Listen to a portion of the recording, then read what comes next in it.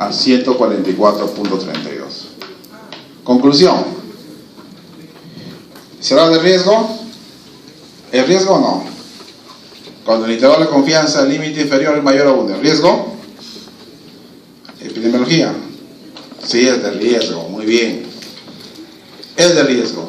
Pero siempre es recomendable que la amplitud sea pequeña, no tan grande. Muchas veces sucede eso, que la amplitud vuela, miren, un dígito hasta 3 dígitos. ¿Bien? Por eso hay que tener bastante cuidado. ¿Ya? Entonces, miren, primer paso es chi cuadrado, segundo paso OR, tercer paso es intervalo de confianza. ¿Está bien? Ahora miren, supongamos que está haciendo una investigación sobre factores de riesgo de cáncer gástrico. De los factores de riesgo se han estudiado 10 factores de riesgo.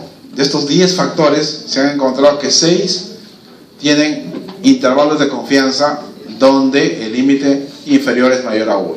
¿Qué se hace? Se concluye que los 6 son factores de riesgo de la enfermedad. ¿Se concluye?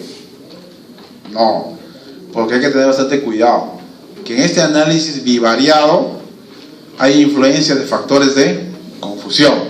Entonces, ¿cuál es el filtro? El filtro final viene a ser usar una medida de regresión. El filtro para controlar factores de confusión se utiliza regresión logística. Logística de OR. No sé si lo han mencionado en el curso. La regresión logística es el filtro para controlar factores de confusión. ¿Ya? Factores de confusión. Ahora la pregunta es, ¿con qué programa estadístico se puede hacer esto? Desafortunadamente con SPSS no. Necesita trabajar con Stata. ¿Ya? Es el único programa que le va a ayudar para hacer estos 4 casos. Chi cuadrado, valor puntual OR, intervalo de confianza y regresión logística. ¿Está bien?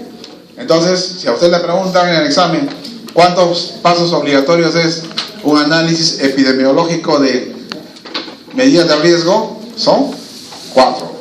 Chi cuadrado, calcular OR o el riesgo relativo, cualquiera de los dos, intervalo de confianza, y el filtro final es regresión logística. Pregunta, ¿les han mencionado sobre regresión logística en epidemiología? No creo, ¿no? Porque es más trabajo del bioestadístico. Pero tenga presente que es 4. ¿Bien? Muy bien. Hay programas en calculadoras estadísticas en internet, diversos, ¿no? En medicina se ha avanzado bastante, miren, este es un buen calculador vertical.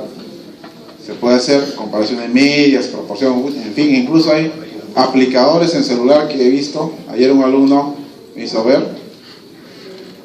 Está avanzando, ¿no? Bueno, la tecnología en ese caso sí es diversa. Muy bien, listo. Y finalmente vamos a hacer una revisión sobre términos de prueba de hipótesis.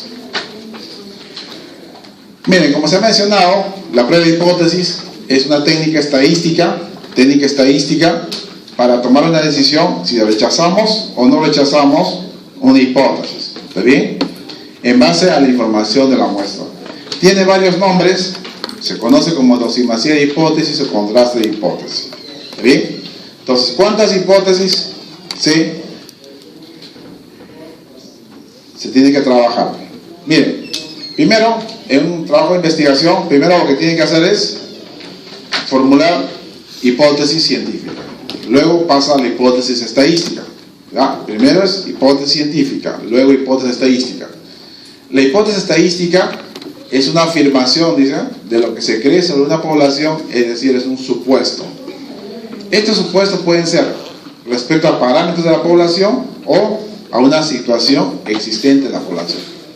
Por ejemplo, ustedes pueden afirmar, existe asociación entre variables, es una hipótesis, o existe relación, o existe diferencias en prevalencia de las enfermedades.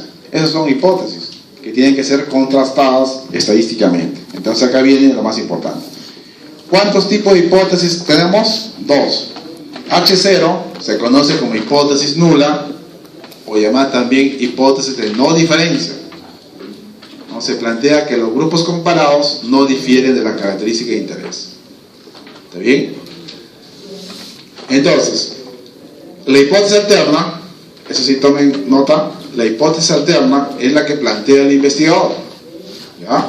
Se plantean diferencias, plantean entre los parámetros involucrados. Entonces, cuando ustedes afirman existen diferencias, la hipótesis nula que va a plantear, no hay diferencias.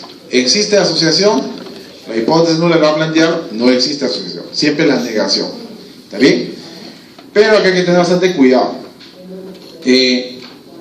Las pruebas de hipótesis se han creado solamente para rechazar o no rechazar la hipótesis nula.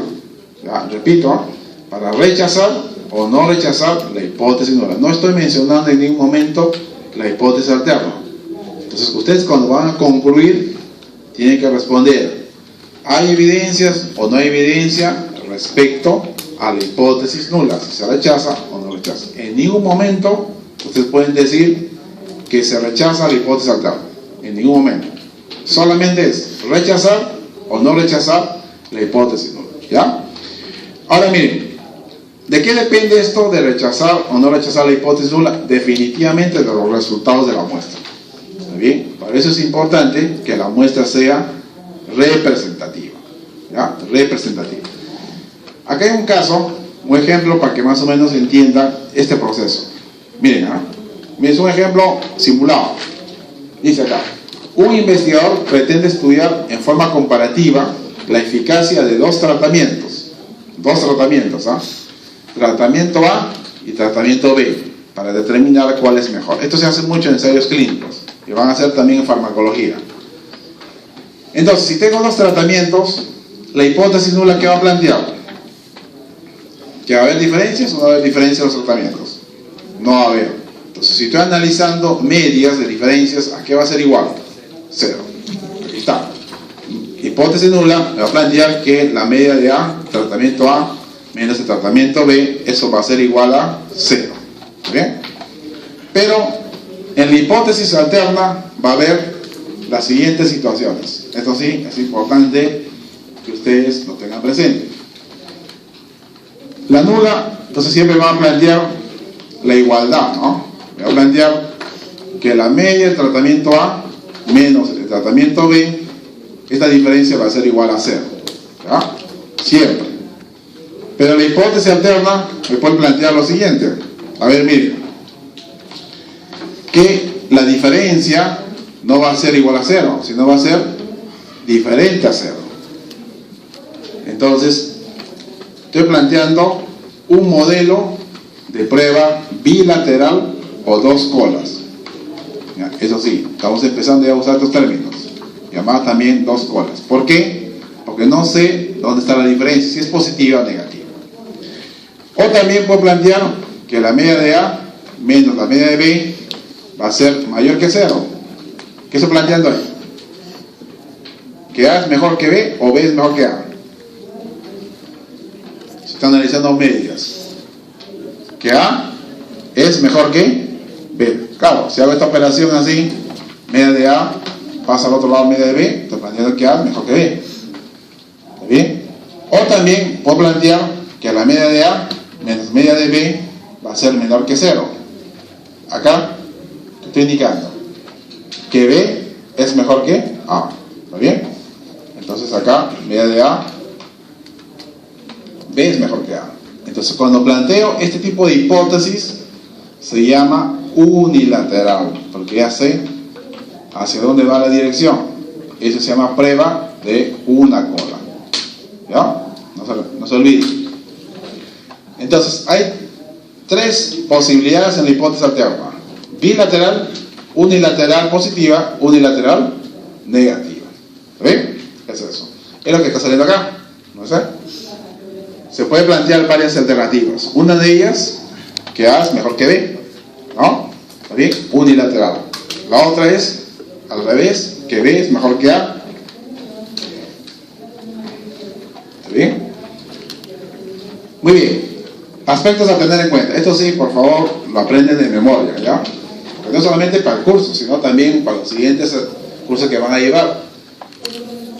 En prueba de hipótesis van a conocer siempre va a haber 4 probabilidades. Miren, primera probabilidad es alfa. ¿Qué viene a ser alfa?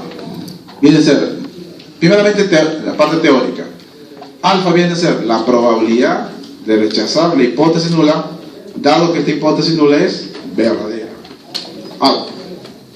1 menos alfa es la probabilidad de no rechazar la hipótesis nula, dado que la hipótesis nula también es verdadera.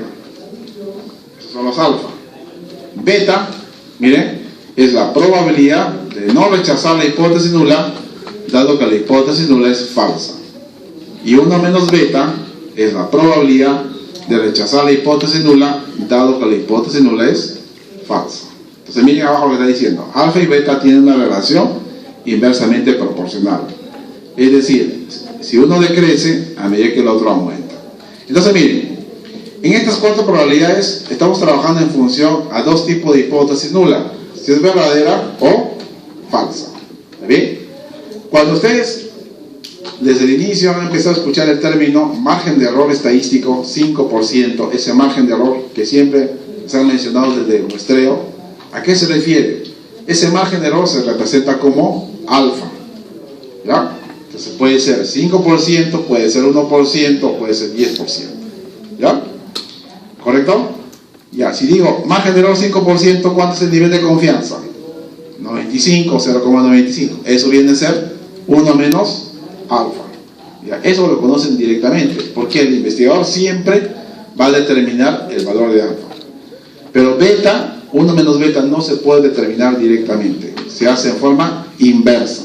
Ya, eso es lo que a continuación vamos a explicar. Entonces miren, estas las 4 probabilidades están en este cuadro. Hay hipótesis verdadera, nula falsa. La decisión es rechazar la nula, no rechazar la nula. Ahí está. Miren, si tengo una hipótesis nula verdadera y se rechaza, se ha cometido un error tipo 1, llamado alfa. ¿Dónde está el otro error? Si tengo una hipótesis nula falsa y no rechazo, es un error tipo 2, llamado beta. ¿Dónde están los aciertos? Tengo una hipótesis nula verdadera y no se rechaza, decisión correcta, 1 menos alfa. Y el otro es, tengo una hipótesis nula falsa y lo rechazo, decisión correcta, 1 menos beta. ¿Ya? Ahí están las 4 probabilidades. ¿Está bien? Bueno, entonces miren, recuerden entonces que en toda prueba de hipótesis se van a cometer 2 tipos de errores. Error tipo 1, error tipo 2. Acá viene como refuerzo del curso de metodología y epidemiología. Miren, en estudios observacionales, tomen nota, estudios observacionales, solamente se comete error tipo 1. Estudios observacionales, estudios transversal, por ejemplo, ¿no? O estudios de prevalencia. En estudios de intervención, ensayos clínicos, se cometen 2 errores, tipo 1 y tipo 2. Por eso las fórmulas son más complejas en estudios de intervención o en ensayos clínicos. ¿Está bien? Entonces hay la diferencia. En observacional es solamente error tipo 1. En ensayos clínicos, los 2 errores, alfa y beta. Entonces, ¿a qué viene esto? Que en los ensayos clínicos hay que tener en cuenta lo siguiente. Ahí está. Cuando se toma una decisión estadística se puede cometer error tipo 1, error tipo 2, ¿no? Para evitarlo, se considera el valor alfa que fue planteado anteriormente. ¿Ya? Entonces, miren, acá hay una serie de afirmaciones. Algo más sencillo, lo que queremos que sepan. Miren, si yo indico que mi alfa es 5% o 0,05, a usted le van a preguntar, ¿y cuál es beta? ¿Cómo puedo calcular beta? Beta viene a ser una operación, lo que tienen que hacer acá. Ustedes trabajan con esta reglita. Beta va a ser igual siempre 4 veces alfa. ¿Ya? A ver, vamos a ver. Acá es cuestión de memoria. Beta es 4 veces alfa. ¿Está bien? A ver, vamos a jugar. Si ustedes asumen una investigación que mi margen de error es 0,05, ¿cuánto va a ser beta? Beta va a ser 0.05 por 4, 0.20, 20, ya, ¿correcto? 20. ¿Cuánto va a ser 1 menos beta? 0.80, muy bien, 0.80. Entonces, acá se le va a indicar lo siguiente: ¿cuánto es lo mínimo que se permite en cuanto a la potencia? ¿Cuánto es lo mínimo permitido? Me parece que sale acá, acá está. Ahí dice, el valor mínimo que puede tomar 1 menos beta es 80%. Miren, beta, hemos dicho que es la probabilidad de no rechazar la hipótesis nula cuando es falsa. Alfa y beta están relacionados y ambos disminuyen su valor si se incrementa el tamaño de muestra o si se mejora el diseño de estudio. 1 menos beta también se denomina como potencia de prueba. El valor mínimo que puede tomar es 80%. Ya saben por qué. ¿Está bien?